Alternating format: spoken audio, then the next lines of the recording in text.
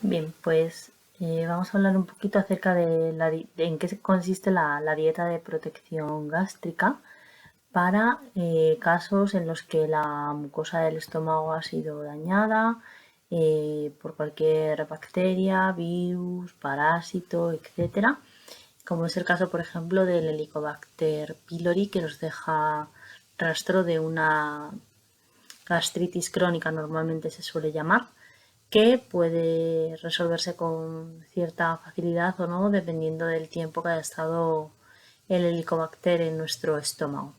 Las primeras recomendaciones que dar es que no hay que hacer una dieta blanda de fácil masticación porque no tenemos problema para masticar realmente.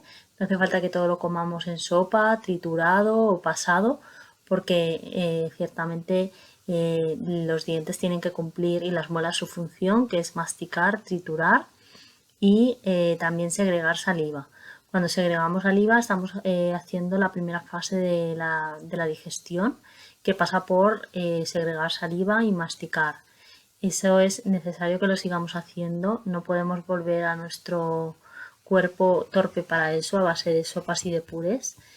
Simplemente pues hay que masticar bien y segregar bastante saliva para que se segreguen las suficientes enzimas para digerir el alimento. La dieta de protección gástrica en lo que tiene que consistir es en una fácil digestión, que no se lo pongamos complicado al cuerpo para digerir, pero no en darle todo masticado directamente, sino en masticar lo suficiente, pero no que todo vaya triturado, no hace falta. Esta dieta es terapéutica y está indicada cuando hay necesidad de que el aparato digestivo trabaje lo menos posible para que se recupere, ¿no?, de ese proceso sin tener que trabajar mucho. Esto quiere decir que al ser una dieta terapéutica habrá platos o habrá preparaciones que interesen a la familia y habrá platos que no. Lo que tenemos que pensar es que ahora mismo estamos intentando recuperarnos de un problema y lo que menos tenemos que pensar es que si a nuestra familia le apetece o no le apetece el plato que nos tenemos que preparar. Es un momento para pensar en nosotros y para recuperar la salud, no para pensar en otras cosas.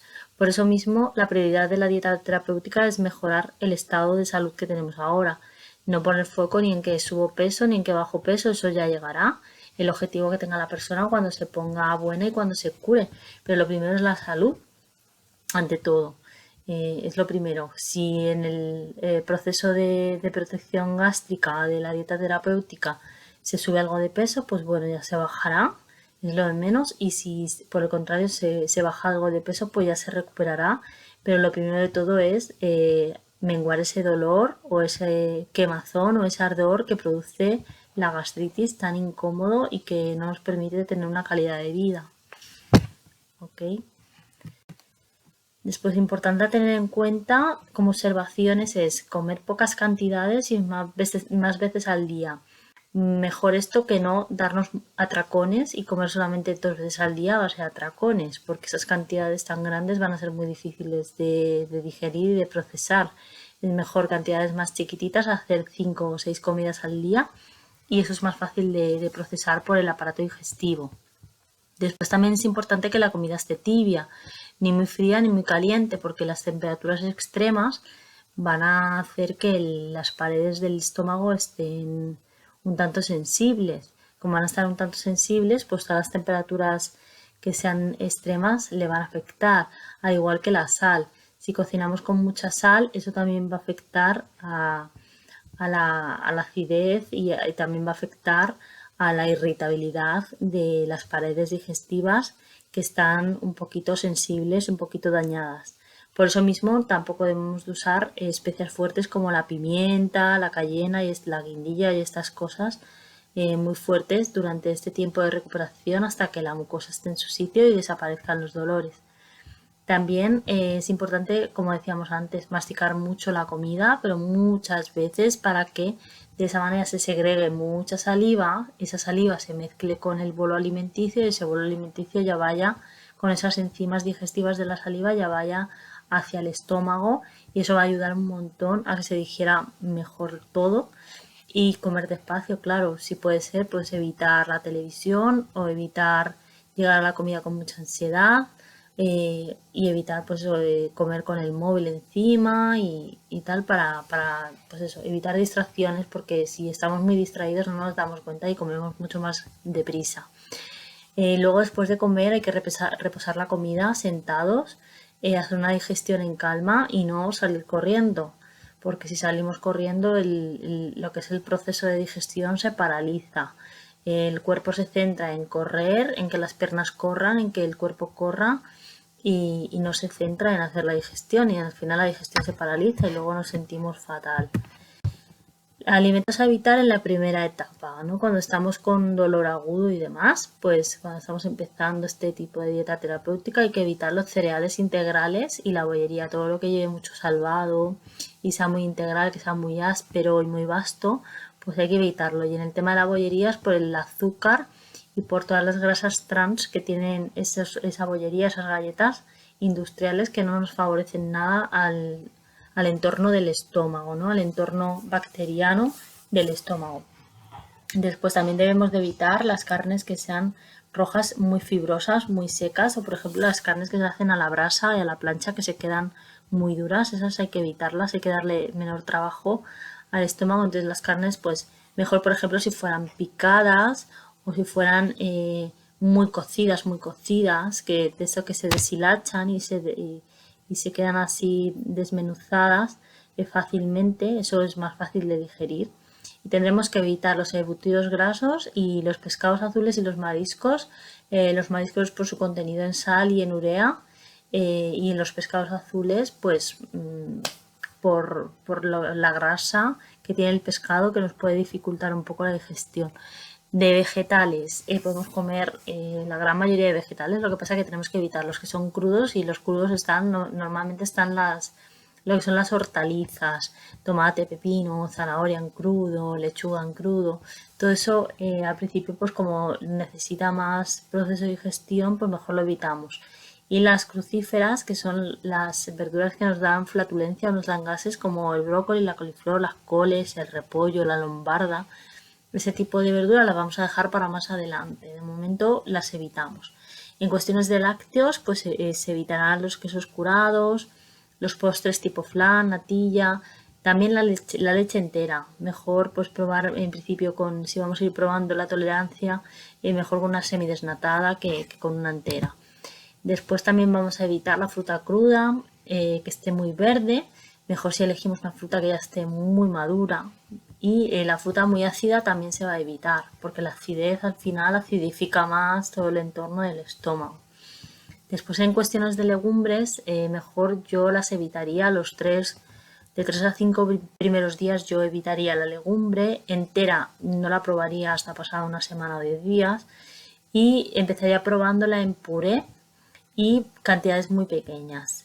Y en cuanto a los frutos secos, igual, mejor enteros no, pero sí podemos ir metiendo ya machacados, ir valorando a ver qué tal nos sientan, y si nos sientan bien machacados, pues continuar con machacados para dárselo al estómago un poquito más fácil. En cuanto a bebidas, pues evitaremos el café, todo lo que sean irritantes.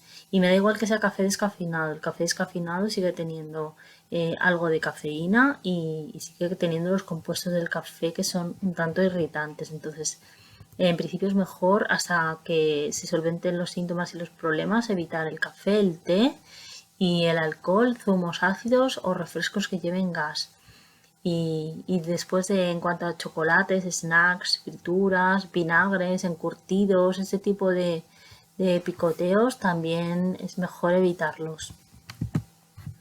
Luego, por otro lado, los alimentos a consumir en la primera etapa serían los cereales refinados, como el pan blanco, la pasta blanca, el arroz blanco, todo lo blanco, nada integral. Y las féculas las podemos tomar sin problemas, que son las patatas, el boniato, el nabo, o sea, todo lo que viene de los tubérculos lo podemos comer hervido, el vapor, mejor, cuanto más hervido mejor. Y luego las carnes blancas, el pollo, el pavo, el conejo sería una carne blanca también, la codorniz sería una carne blanca también. Pero las más comunes son el pollo y el pavo. Y en pescado blanco pues podemos tirar sin problema con merluza, bacalao, perca, incluso una lubina, una dorada en un momento dado también. Es un poco más grasa la dorada, pero se va valorando tolerancia. Si hemos tolerado unos cuantos blancos, pues podemos ir probando después con dorada. La lubina no suele dar problemas. En cuanto al huevo, pues cocido, en tortilla, en revuelto, pero siempre que esté bien cocinado y no dejar restos crudos. En los lácteos vamos a ir a por los naturales, lo que es el yogur natural, pero no el griego, porque el griego es muy contundente, es muy pastoso y es más difícil de digerir. Pero un yogur natural normal, Danone de toda la vida, perfectamente se podría ir probando. Y yo combinaría con este tipo de yogures veganos hechos a base de soja. He puesto aquí una foto del yogur Alpro, de la marca Alpro de coco, que se hace con soja, que no está nada mal en valores y es muy facilito de digerir. Y además está bueno. Y ese se podría probar a ver qué tal la tolerancia.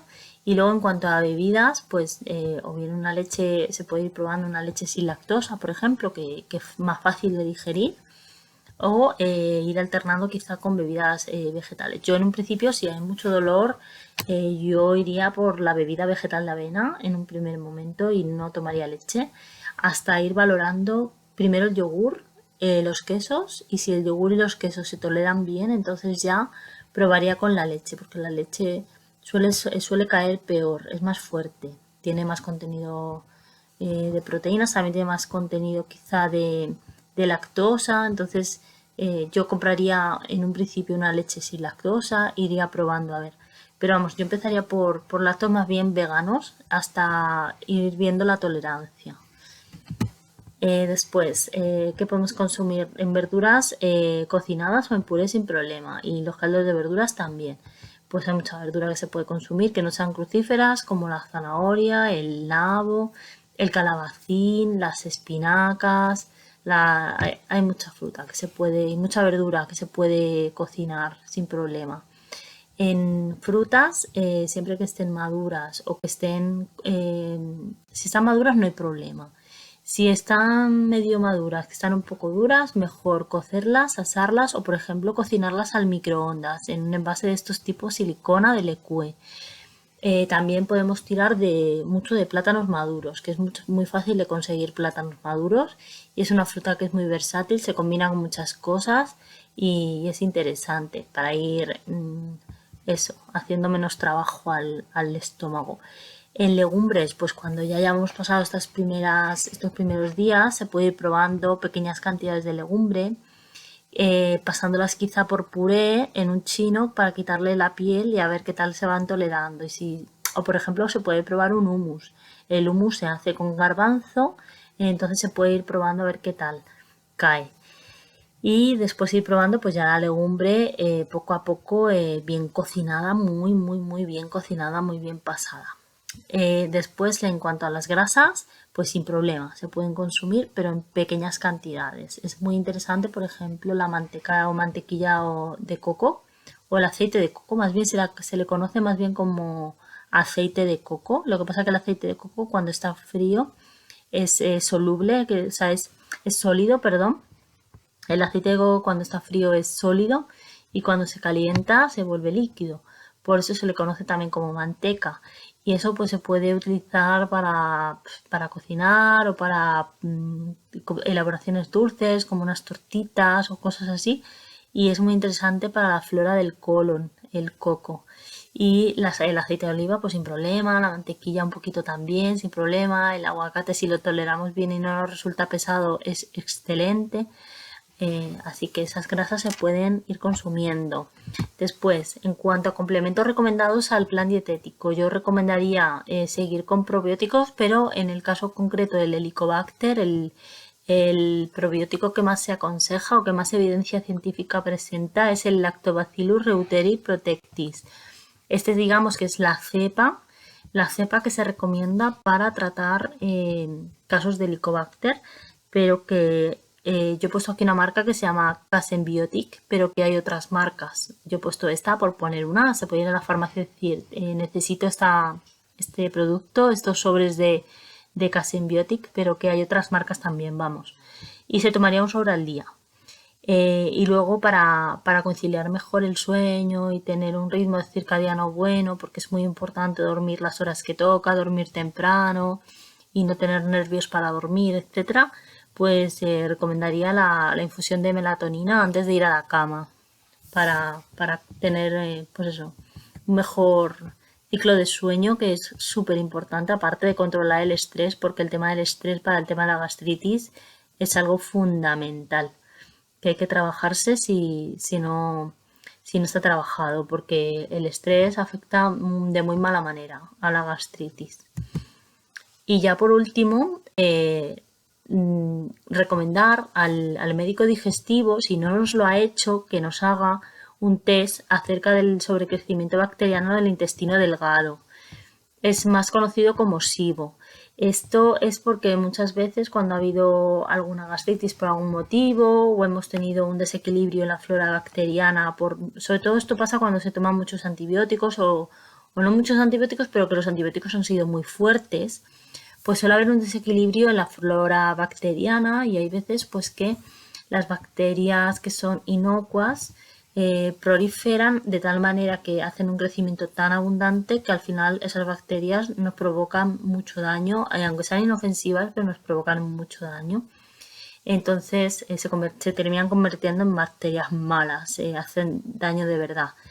¿Qué sucede cuando en el intestino delgado hay un sobrecrecimiento de estas bacterias malas? Pues nos producen también muchísimos ardores, porque como está en la zona alta, muy pegadito al estómago, pues nos pueden producir ardores, náuseas, malestar, y luego pues eso provoca también que no absorbamos bien los nutrientes.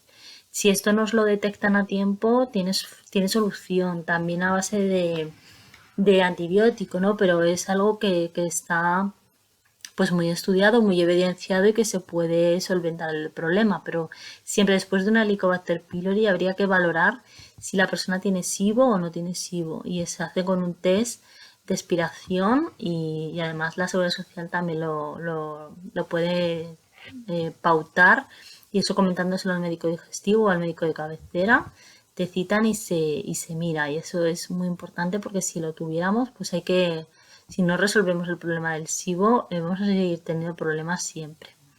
Así que eso sería todo así lo relacionado con gastritis crónica por Helicobacter pylori para, digamos, los primeros días o las primeras semanas, por lo menos, o las primeras 2 semanas de tratamiento, siempre y cuando pues los síntomas estén aún candentes.